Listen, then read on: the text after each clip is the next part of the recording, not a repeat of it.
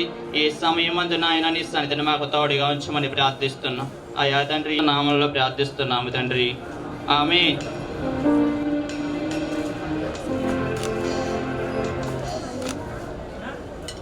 హల్లెలూయా. నీ ఆశీర్వాదం పొందిన కుటుంబం నీ పాదముల తరతరములకుండును. దీవించుము దేవా, నీ చిత్తము నెరవేర్చుటయే నా జీవితం. కాపాడితివి నీ సంకల్పము ఎంతో, నా సంకల్పము ఎంతో. మందివేనా తరతరముల దీవేనా తరతరములకుండును. నీ స్వరము నీ శిక్షణలో నీ బోలయ నిన్నే పౌలులా నిన్నే ఆరాధించు పౌలులా.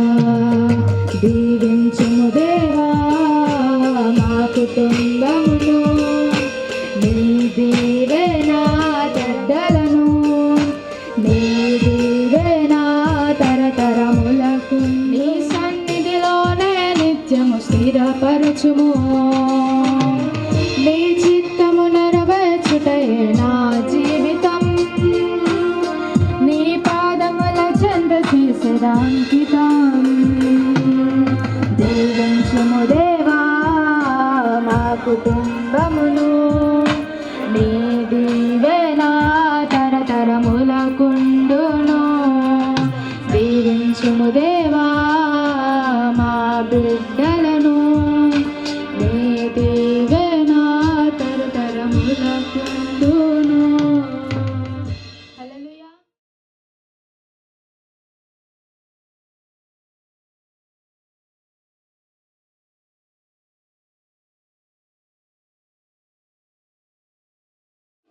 నేను ఊహించలేను యేసయ్యా,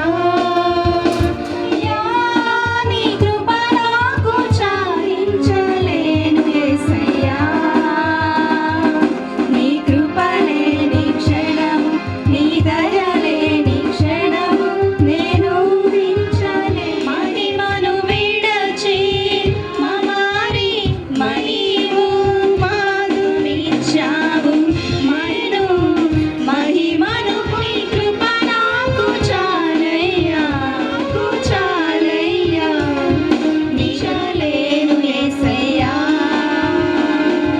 నీ కృప లేని క్షణము, నీ దయల మార్గమున ఆశ్రయమును ఇచ్చి ఆపత్కాలమున ఆదుకున్నావు.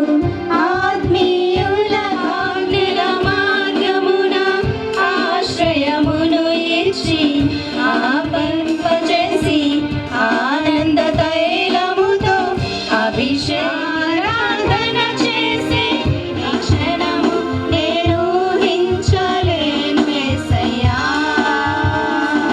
నీ కృప లేని క్షణము, నీ దయ లేని క్షణము నేను ఊహించలేను యేసయ్యా. యేసయ్యా నీ కృప నాకు చాలయ్యా. ఆనందమే ఆనందమే ఆనందమే యేసులో ఆనందమే. భూమి పునాదులు చేర్చినప్పుడు ఉదయ నక్షత్రములు పాడేరే. భూమి పునాదులు జయదునిలో చేర్చిరే. నా కృపలకు నువ్వు చేసిన మేళకు, నువ్వు చూపిన కృపలకు వందనం యేసయ్యా, వందనం యేసయ్యా, వందనం యేసయ్యా, వందనం యేసయ్యా, యేసయ్యా వందనం యేసయ్యా. నేను నన్ను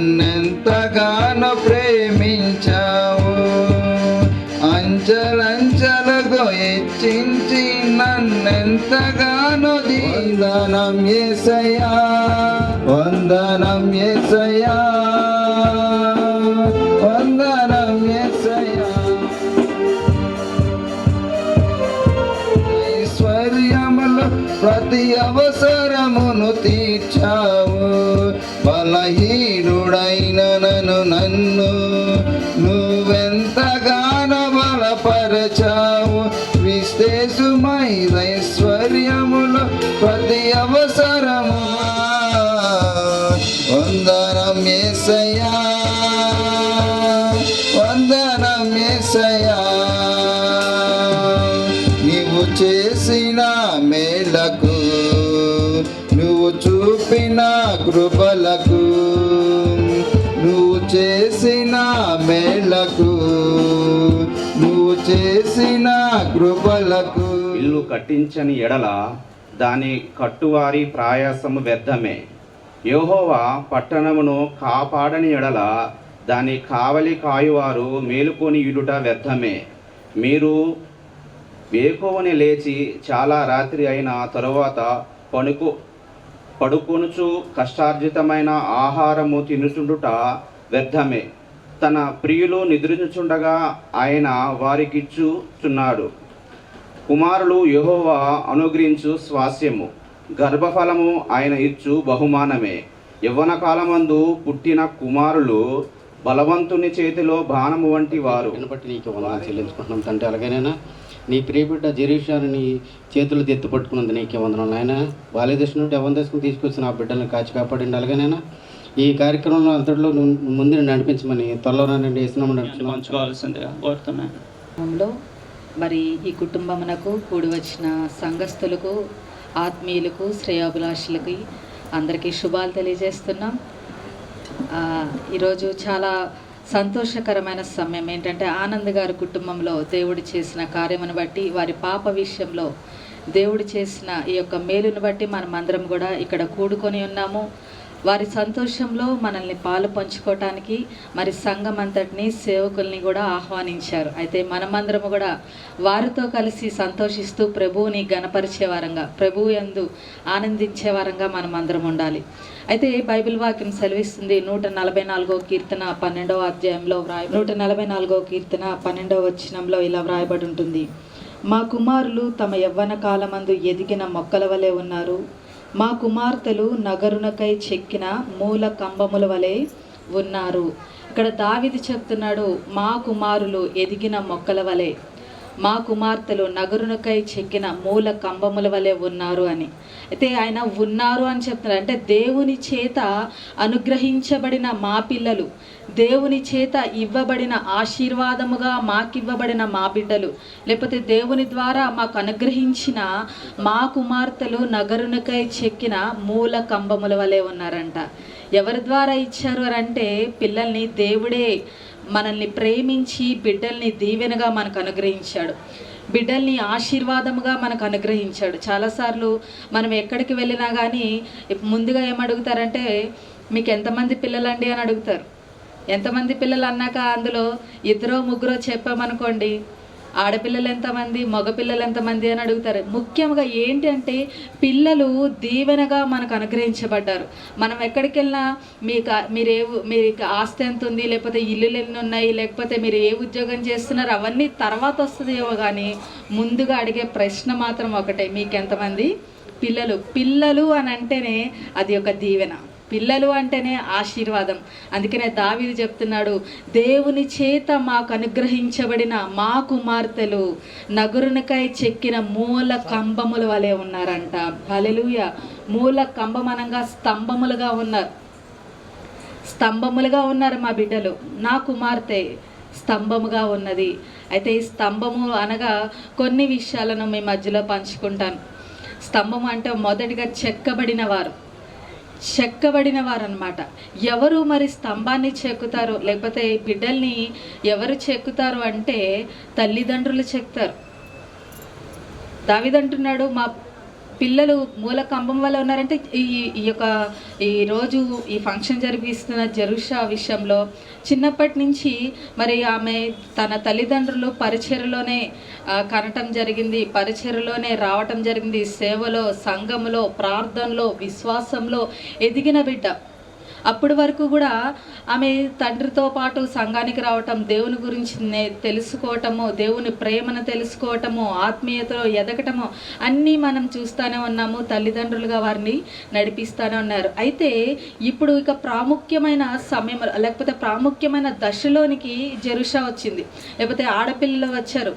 వారి బాల్య దశ నుంచి యవ్వన కాలంలోనికి వస్తున్నారు. కాబట్టి వారిని చెక్కవలసిన బాధ్యత ఎవరికి ఉందయా అంటే తల్లిదండ్రులైన మనకు ఉన్నదనమాట. ఆడపిల్లల్ని చెక్కవలసిన వారము, లేకపోతే బిడ్డల్ని చెక్కవలసిన వారు ఎలా చెక్కుతామనంటే బైబిల్ వాక్యము ద్వారా వారిని సరిచేసే వారంగా ఉండాలి. ఒకవేళ ఇప్పుడు పాప ఇప్పటి వరకు ఒక విధంగా నడిచింది, ఇప్పుడు మరొక విధంగా, ఇప్పుడు ఆమె ఏంటంటే అన్నీ నేర్చుకోవాలని ఆశ ఉంటుంది. యవ్వన దశలోనికి వచ్చిన బిడ్డలు అన్నీ తెలుసుకోవాలనుకుంటారు. ఇప్పుడు వారి ఆలోచన ఎలా ఉంటుందంటే ఏది నాకు తెలియకుండా ఉండకూడదు, అన్నీ నేను తెలుసుకోవాలి అని అనుకుంటారు.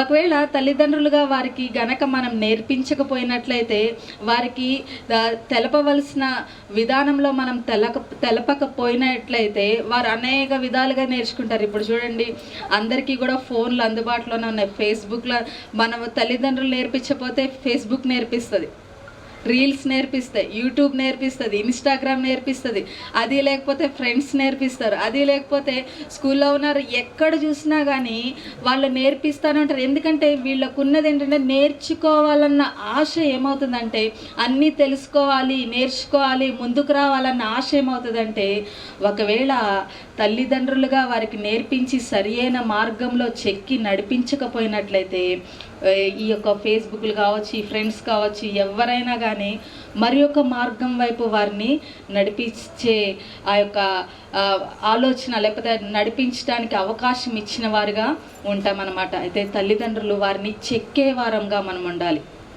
వాక్యంలో చెక్కాలి, ప్రార్థనలో చెక్కాలి. ఇప్పటి వరకు నేర్చుకున్న విశ్వాసం ఒకటైతే ఇక ముందు నేర్పించే విశ్వాసం మరి ఒక దశలోనికి వారిని తీసుకొని వెళ్ళాలి. లోకంలో ఎలా ఉండాలి, ఫ్రెండ్స్తో ఎలా ఉండాలి, బంధువులతో ఎలా ఉండాలి. మొదటిగా చెక్కబడిన వారు, రెండవదిగా బలమైన వారు. ఎప్పుడైతే మనము సరైన మార్గంలో విశ్వాసంలో వాటిలో మనము నడిపిస్తూ ఉంటామో వారు బలముగా ఎదుగుతారు, విశ్వాసంలో బలముగా ఎదుగుతారు. ప్రార్థనలో నువ్వు స్థిరముగా, నిన్ను అనేక మంది ఫ్రెండ్స్ ప్రలోభపరుస్తుండొచ్చు. నువ్వు ఇది కరెక్ట్ కాదు, ఇలా చేయాలి, ఇలాగ వెళ్ళాలి, ఇలాగ నడవాలి, లేకపోతే నువ్వు మీ మమ్మీ వాళ్ళకి చెప్పకపోయినా పర్వాలేదు, ఏం కాదులే అని చెప్పినా కానీ వారి ప్రలోభాలకి వారు లొంగకుండా స్థిరముగా ఆలోచించే విధానము వారికి కావాలన్నమాట. హల్లెలూయా. మీరు చూస్తూ ఉంటారు, మనం ప్రస్తుతము మీ అందరికీ తెలిసిందే, దేశంలో ఎలా ఉంది, లోకంలో ఎలా ఉంది, స్కూల్లో ఎలా ఉన్నారు, ఫ్రెండ్స్ ఎలా ఉన్నారు, అన్నీ మనకు తెలిసిన పరిస్థితులే. అయితే వారు ఏ ప్రలోభాలకు లొంగకుండా స్థిరముగా నడవాలన్నా, స్థిరముగా నిలబడాలన్నా, స్థిరముగా మాట్లాడాలన్నా, స్థిరమైన ఆలోచనలో ఒక విధానంలో నడవాలంటే తల్లిదండ్రులైన వారు వారిని స్థిరముగా, వారిని ఎలాగ పెంచాలి, లేకపోతే వారిని ఎలాగ నడిపించాలి అన్నది వారికి నేర్పించే వారంగా ఉండాలన్నమాట. అప్పుడు వారు ఒక మూల కంబము వలె, ఒక స్తంభము వలె మన కుటుంబానికి దీవెనకరమైన వారుగా వారు ఉంటారు. హల్లెలూయా. ఎప్పుడు వారు బలముగా, స్థిరముగా చెక్కబడిన వారుగా ఉంటారంటే తల్లిదండ్రులు వారిని ఆత్మీయముగా పోషించే విషయంలో, ఆత్మీయముగా పెంచే విషయంలో, ఆత్మీయంగా ప్రార్థనలో, భక్తిలో, లేకపోతే నీతిలో, యథార్థతలో వారిని పెంచినప్పుడు, వారిని నడిపించినప్పుడు, వారికి నేర్పించినప్పుడు వారు ఖచ్చితంగా ఈ 3 విషయాల్లో కూడా చాలా ముందుకు నిలబడతారు. మన కుటుంబానికి ఒక మూల కంబము వలె వారు ఉంటారు. హల్లెలూయా, హల్లెలూయా. కాబట్టి దావీదు అంటున్నాడు, మా కుమార్తెలు నగురునకై చెక్కిన మూల కంబము వలె ఉన్నారు. అలాగే ఈ జెరూషా కూడా ఆనంద్ గారి కుటుంబానికి ఒక మూల కంబము వలె ఉండాలని, ఆనంద్ గారి కుటుంబానికి ఒక దీవెనగా అనేక మంది ఎదుట ఆనంద్ గారు కుమార్తె కాదు కానీ జెరూష ఆనంద్ వాళ్ళ పాప అని చెప్పుకునే విధానంలో పాప ఎదగాలని, పాప ఆ విధంగా ఆత్మీయతలో కావచ్చు, ఆరోగ్యంలో కావచ్చు, చదువులో కావచ్చు, లేకపోతే ఇంకా ముందు జరిగే ఏ విషయాల్లో కానీ దేవుని నామానికి మహిమకరంగా, తల్లిదండ్రులకు ఘనకరంగా, సమాజమునకు మేలుకరంగా ఉండాలని చెప్పి ప్రభు మేము ఎంతగానో ఆశిస్తున్నాం. ఆ విధంగా ప్రార్థన చేస్తున్నాం. ఖచ్చితంగా దేవుడు ఆ యొక్క జెరూషాని ఆ విధంగా దేవుడు నిలబెట్టును గాక. ఆమేన్. ఈ కొద్ది మాటలు మీకు కాదా, మన అందరం డల్గా కూర్చున్నాం అనుకోండి, మనల్ని అందరినీ చూస్తే ఆ పాప కూడా డల్ అయిపోతుంది. ఫోటోలు సరిగ్గా రావాలి కదా, కాబట్టి మనల్ని చూసి ఆ పాపలో కూడా ఒక సంతోషం రావాలి, ఫోటోలు చక్కగా వస్తాయి అప్పుడు. కాబట్టి మనందరం యాక్టివ్గా ఉండే ప్రయత్నం చేద్దాం. దేవునికి మహిమ కలుగును గాక. మరి ఇప్పుడు మన మధ్య దైవజనులు శేఖర్ పాస్టర్ గారు మన మధ్య ఉన్నారు. వారు వచ్చి ఒక 2 నిమిషాలు మాట్లాడవలసింది. మరి మీ అందరికీ మరొకసారి వందనాలు చెల్లిస్తున్నాం. మరి జెరూష మరి మాధవని అలాగే ఆనందను ప్రేమించి ఇచ్చిన 2వ పుత్రిక అనుకుంటాను నేను, 2వ పుత్రిక కదా. మరి చక్కని పాప అని విన్నాను. మరి కుమారులు కుమార్తెలు కూడా చక్కని వారే. హల్లెలూయా, హల్లెలూయా. మరి ఇప్పుడే చెప్పారు సురేష్, మరి అందరూ డల్గా ఉన్నారు, కొంచెం నవ్వండి అన్నారు కదా. నవ్వుతారా? నవ్వండి. మనము ఎక్కడున్నా కానీ దేవుని సన్నిధిలో ఉన్నా, మరి ఒక గృహ కూడికలో ఉన్నా కానీ మనము చాలా సంతోషంగా ఉండాలి, ఆనందంగా ఉండాలి. ఎందుకంటే దేవుడు మనకి భూమి ఆకాశములను సృజించిన వాడు ఆయన ఒక్కడే. కాబట్టి ఎప్పుడు మనల్ని ఏంటంటే సంతోషంగా ఉండాలని కోరుకుంటూ ఉన్నాడు. హల్లెలూయా, హల్లెలూయా. మనము చదువుకున్నారు 127వ కీర్తనలు కదా. 127వ కీర్తనలో చక్కని మాటలు రాశాడు మరి దావీదు. ఆ కీర్తనలో కుమారులు కుమార్తెలు యెహోవా ఇచ్చు బహుమానము. కాబట్టి వారిని పెంచే విధానం మరి ఇది చాలా ఇంపార్టెంట్. ఇప్పుడు ఈ రోజుల్లో బిడ్డలు పెంచడం అన్నది అది సామాన్యమైన పద్ధతి కాదు. ఏంటంటే మనం సరిపోము. ఎందుకంటే దేవుని భయం అన్నది, దేవుని భక్తి అన్నది ఏమండి తల్లిదండ్రుల దగ్గర నుండి వస్తుంది. నిజమే, వీరిని నేను గమనిస్తూ ఉన్నప్పుడు వీరు చాలా మర్యాదపూర్వకంగా మరి విష్ చేయటం మరి ఇవన్నీ చేస్తూ ఉంటారు. బాగున్నారు అంకులు మరి అడగటం కూడా ఒక దేవుని బిడ్డలాగా. హల్లెలూయా. ఏంటంటే తల్లిదండ్రులు నేర్పే విద్యకు విధేయతకు వారు లోబడి ఉన్నారని నేను భావిస్తూ ఉన్నాను. ఎందుచేతనంటే అక్కడ చక్కని మాటలు రాస్తుంటే చూడండి, ద్వితీయోపదేశకాండం అనుకుంటే 6వ అధ్యాయము 5వ వచనంలో ఒక మాట ఉంటుంది. చూడండి, ఒక్క నిమిషం నా మాటలు నేను ముగిస్తానని చెప్పి ద్వితీయోపదేశకాండం 6వ అధ్యాయము 4వ వచనం, ఇశ్రాయేలు వినుము, మన దేవుడైన యెహోవా అద్వితీయుడగు యెహోవా నీ పూర్ణ హృదయముతోనూ నీ పూర్ణాత్మతోనూ నీ పూర్ణ శక్తితోనూ నీ దేవుడైన యెహోవాను ప్రేమింపవలెను. నేను నీకు ఆజ్ఞాపించే మాటలను హృదయములో ఉండవలెను. నీవు నీ కుమారులకు నీ కుమారులకు అక్కడ మనం నోట్ చేసుకోలేదండి, నీ కుమారులకు కుమార్తెలకు వాటిని అభ్యసింపజేసి నీ ఇంట కూర్చుంటున్నప్పుడును, త్రోవ నడుచున్నప్పుడును, పండుకున్నప్పుడును, లేచినప్పుడును వాటిని గూర్చి మాట్లాడవలెను. సూచనగా వాటిని నీ చేతికి కట్టుకొనవలెను. అవి నీ కన్నుల నడుమ భాషికం వలె ఉండవలెను. నీ ఇంట ద్వారబంధముల మీదను నీ గౌనుల మీదను వాటిని రాయవలెను. హల్లెలూయా.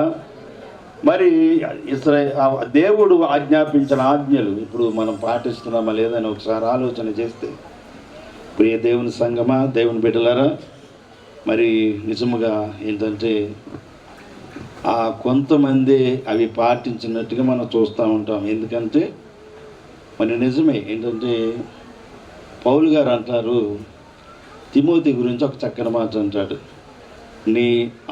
మీ అమ్మమ్మ తెలుసు, కదా.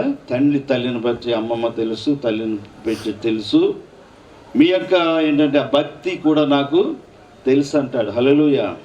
ఎందుకంటే కుమార్తె విషయంలో మనం చెప్పుకోవచ్చు ఏంటంటే వారు సంభాషించే సంభాషణ, వారు విష్ చేసే విధానం మనం చూసినట్లయితే నిజంగా చక్కగా విష్ చేస్తూ ఉంటుంది. ఎందుకంటే చిన్నప్పటి నుంచి తల్లి మాధవి నాకు చిన్నప్పటి నుంచి తెలుసు, మరి ఆనంద్ కూడా తెలుసు. దేవుని కృప వల్ల మరి చక్కని బిడ్డలను వారికి ఇచ్చాడు దేవుడు. దాన్ని బట్టి వారు ఎంతగానో సంతోషిస్తున్నారు. ఈ సంతోష సమయంలో కుమార్తె చిన్న ఏంటంటే బాల్య వయసులో నుండి దేవుడు కాపాడి యవన దశలోనికి రావటం అన్నది అది గొప్ప విశేషం. చాలామంది ఎదగరు, బిడ్డలు పుడతారు కానీ ఎదగరు, ఆరోగ్యకరంగా ఉండరు. కానీ దేవుడు చక్కని ఆరోగ్యం ఇచ్చి దేవుడు చక్కగా యవన దశలో మరి ఆ చిన్న వయసులో చేసిన పనులు కాదు కానీ యవన దశలో చాలా జాగ్రత్తగా ఉండాలని మరి పాస్టమ్ గారు ఇందాక చెప్పారు. హల్లెలూయా. ఎందుకంటే యవన దశ అన్నది ఏమండి చూడండి, సీతాకోక చిలుక మనం చూసినట్లయితే మొదట దశ ఏమండి ఎలా ఉంటుంది, గొంగళ పురుగు ఉంటుంది. ఎప్పుడైతే గూడు విడిచి వస్తుందో అప్పుడు సీతాకోక చిలుక అవుతుంది, అందంగా కనపడుతుంది. కానీ ఈ లోకములో మరి ఉన్న సిచ్యువేషన్స్ బట్టి, పరిస్థితులను బట్టి మనము మన బిడ్డల్ని జాగ్రత్తగా చూసుకోవటానికి, పెంచడానికి మరి దేవుడు మరి ఆనందకి అలాగే వారి సతీమణికి చక్కని తెలివితేటలు ఇవ్వాలని, అలాగే పాప కూడా దేవుని భయంలో దేవుడు నన్ను చూస్తూ ఉన్నాడు, నాతో ఉన్నాడు, మరి దేవుడు నాకు కాపుదలుగా ఉన్నాడని ఎప్పుడైతే అనుకుంటుందో దేవుని యొక్క మహిమ బిడ్డ చుట్టూ ఉంటుందని విశ్వసిస్తూ నమ్ముతూ మరి చక్కని ఆలోచనలో మరి కుమార్తె పెరగాలని, అలాగే వీరు తల్లిదండ్రులుగా వీరు ప్రార్థన చేయాలి, సంఘముగా వారు ప్రార్థన చేస్తారు. అలాగే మన సంఘంలో ఉన్నదని మీరందరూ కలిసి మరి మన బిడ్డలందరి కొరకు ప్రార్థన చేస్తేనే దేవుని యొక్క కాపుదల ఉంటుంది. మనం పేపర్లో చూస్తున్నాం, చుట్టూ వార్తలు చూస్తున్నాం, భయంకరమైన సంగతులు జరుగుతూ ఉన్నాయి. మరి అన్నిటికీ మరి కారణం ఏంటంటే సాతానుడు విజృంభిస్తూ ఉన్నాడు. కాబట్టి మనం ప్రార్థన యొక్క కంచెని మన బిడ్డలకు ఉంటే బిడ్డలు ఏమండి నగరకు చెక్కిన వారులాగా వారు శ్రేష్టమైన యువులను మనకి ఇస్తారు. ఎందుకంటే నిజమేంటంటే కుమార్తెల ద్వారా కేర్ ఆఫ్ అడ్రస్ కూడా తెలుస్తుంది ఈ ప్రస్తుత రోజుల్లో కదా. అప్పుడు తల్లి వెనకాల నడిచేవారు బిడ్డలు, ఇప్పుడు మనం ఏం చేస్తామనంటే వచ్చింది. హల్లెలూయా. నా మాట వాస్తవమైతే అందరూ మెలకు ఉన్న వాళ్ళందరూ హల్లెలూయా చెప్పండి. హల్లెలూయా. సంతోషంగా ఉండండి. ఇంకొక 10 నిమిషాలు ఉంటుందేమో. సంతోషంగా ఉండండి, ఆనందంగా ఉండండి. అలాగే ఆనందం గారు మంచి వంటలన్నీ ఏర్పాటు చేశాడు, గుమ్మగుమ్మలు ఆడుతూ ఉన్నాయి. హల్లెలూయా. దయచేసి మరి బిడ్డని దేవుని భయములో దేవుడు తన యొక్క మహాకృప, బలము, శక్తి, ఆరోగ్యము, అలాగే మంచి తెలివితేటలు ఇవ్వాలని,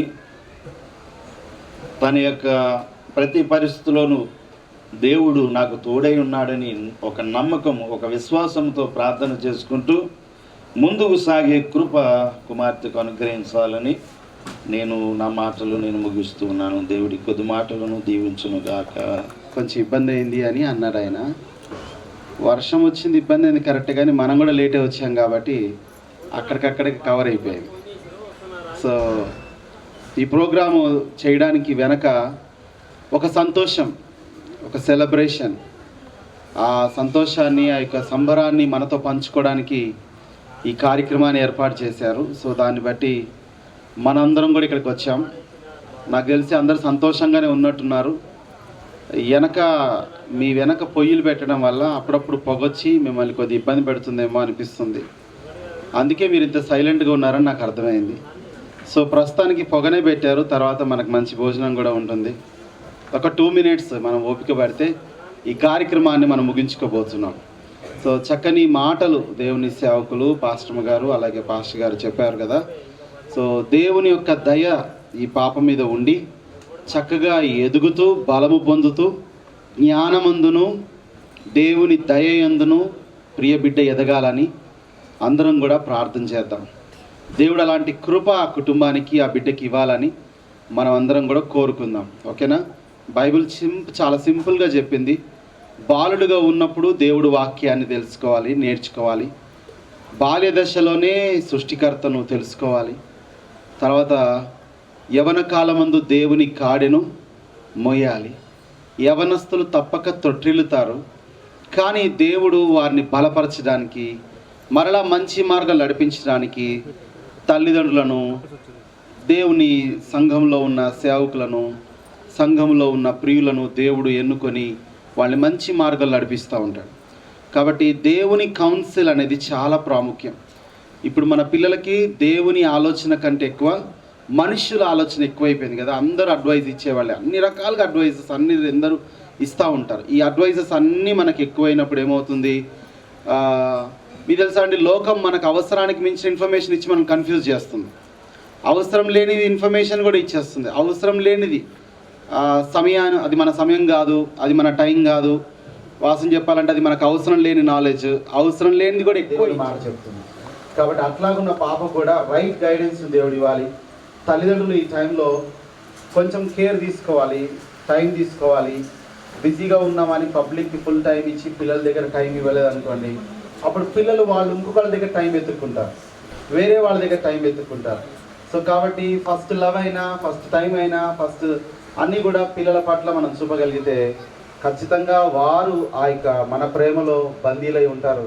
తప్పకుండా దేవుని సహాయంలో వారు ముందుకు సాగుతారు. లేకపోతే మనం వాళ్ళని ప్రేమించలేకపోతే, మనం వాళ్ళకి టైం ఇవ్వలేకపోతే, ప్రేమగల దయగల హస్తం ఈ చంటి బిడ్డ మీదకి, పాప మీదకి వచ్చినట్లుగా సర్వకృపానిధియగు దేవుని యొక్క సర్వోన్నతుడైన హస్తం ఈ బిడ్డ మీదకి వచ్చి తను ఎదుగునట్లుగా, బలపడినట్లుగా, జ్ఞానము దయ బిడ్డ మీద సమృద్ధిగా కుమ్మరించబడినట్లుగా ప్రార్థన చేద్దాం.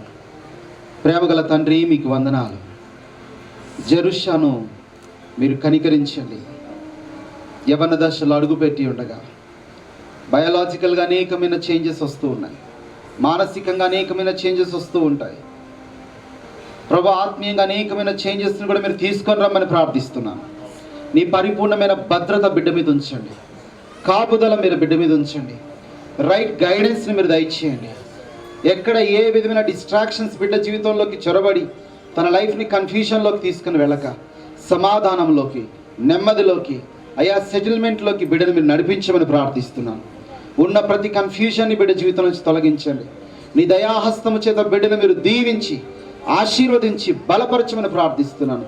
ఆ బిడ్డను ఎలా గైడ్ చేయాలో తన అక్కకు, తన అన్నకు జ్ఞానాన్ని ఇవ్వండి. బైబిల్లో మోషేని రైట్ స్థలంలోకి నడిపించడానికి మిరియాము ప్రయాసపడింది.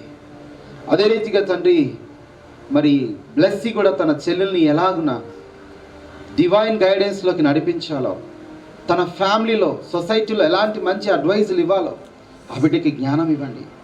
అహరోను మోషేకు తోడుగా ఉన్నట్లుగా, ప్రతి పనిలో మాటగా నోరుగా ఉండినట్లుగా ఈ బాబు కూడా తన చెల్లెలకు నాయన ఒక మంచి సపోర్ట్గా ఉండడానికి సహాయం చేయండి. అదే రీతిగా ప్రార్థిస్తున్నాము. ఆనందును, మాధవిని జ్ఞాపకం చేసుకోండి. బిడ్డను ఎలాగో నీ కొరకు పెంచాలో, ముగ్గురు బిడ్డల్ని ఎలా నీ కనికరంలో కొనసాగింప చేయాలో ఆ దయను వారికి దయచేయండి తండ్రి. ఈరోజు వచ్చిన బంధువులను, స్నేహితులను, ఆత్మీయులను, ఇరుగు పొరుగు వారిని అందరినీ కూడా మీ సన్నిధికి, మీ చేతికి అప్పగిస్తూ ఉండగా అందరికీ మీరు సహాయం చేయండి. ఈ యొక్క మీటింగ్ బట్టి నీ నామానికి మహిమ, వచ్చిన మాకు దీవెన కలుగునట్లుగా సహాయం చేయమని ఈ రాత్రి కాలం నీ యొక్క కృపాహస్తమునకి మమ్మల్ని అప్పగించుకునొచ్చు యేసుక్రీస్తు వారి శక్తివంతమైన నామములో వేడుకుంటున్నాం తండ్రి. మన పరమ తండ్రి అయిన దేవుని ప్రేమ, ప్రభువైన యేసుక్రీస్తు వారి యొక్క కృప, పరిశుద్ధాత్మ దేవుని యొక్క అన్యోన్య సహవాసము ఈ కూడికి అందరికీ, వచ్చిన వారందరికీ, మరి ముఖ్యంగా ఈ పాపకు, వారి కుటుంబానికి సదాకాలము తోడే ఉండునుగాక. Amen, amen, amen. Thank you so much. మీరందరూ కూడా ఓపికతో కూర్చున్నందుకు, కొంచెం ఇబ్బందిగా ఉన్నప్పటికీ కూడా వచ్చినందుకు అందరికీ వందనాలు బ్రదర్. దేవుని నామాన మీకు అందరికీ వందనాలండి. పిలవగానే మా అమ్మాయి శారీ ఫంక్షన్కి వచ్చినందుకు మీకు అందరికీ, పాస్టర్ గారికి, పాస్టర్ అమ్మ గారికి, శేఖర్ పాస్టర్ గారికి, బన్ను పాస్టర్ గారికి, శామ్ పాస్టర్ గారికి ప్రత్యేకమైన వందనాలండి.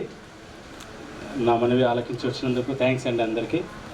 మన సంఘస్థులందరికీ థ్యాంక్స్ అండి. వచ్చిన వాళ్ళందరూ మా పాపను దీవించి మా పాపను ఒకసారి జ్ఞాపకం పెట్టుకొని అందరు ప్రార్థించాల్సి కోరుతున్నాను. ప్రార్థనలు గుర్తుపెట్టుకోండి, దీవించి వెళ్ళాలిగా, అందరికి భోంచేసి వెళ్ళాలిగా నేను కోరుతున్నాను.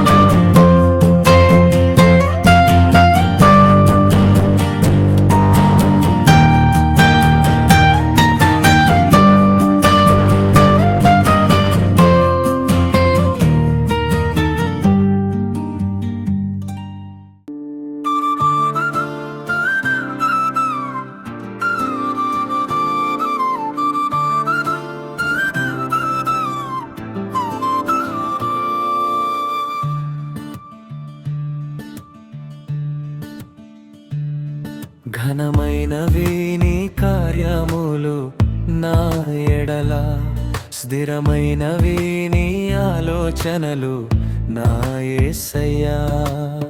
కృపలను పొందుచు కృతజ్ఞత కలిగి స్తుతులర్పించదను అన్ని వేళలా. కృపలను పొందుచు కృతజ్ఞత కలిగి స్తుతులర్పించదను అన్ని వేళలా. అనుదినము నీ అనుగ్రహమే ఆయుష్కాలము నీ వరమే.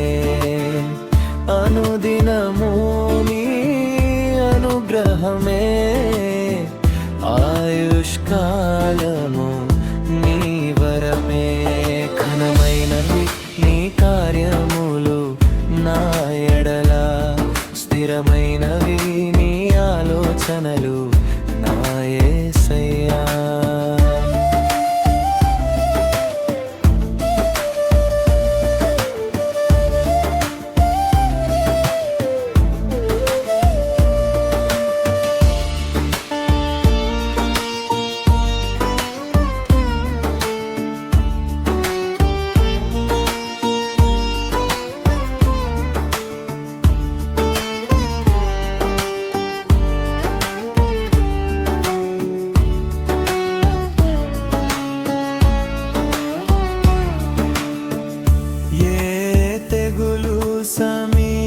సమీపించనీయక, ఏ కీడైన దరి చేరనీయక, ఆపదలన్నీ తొలగే వరకు, ఆత్మలో నెమ్మది కలిగే వరకు.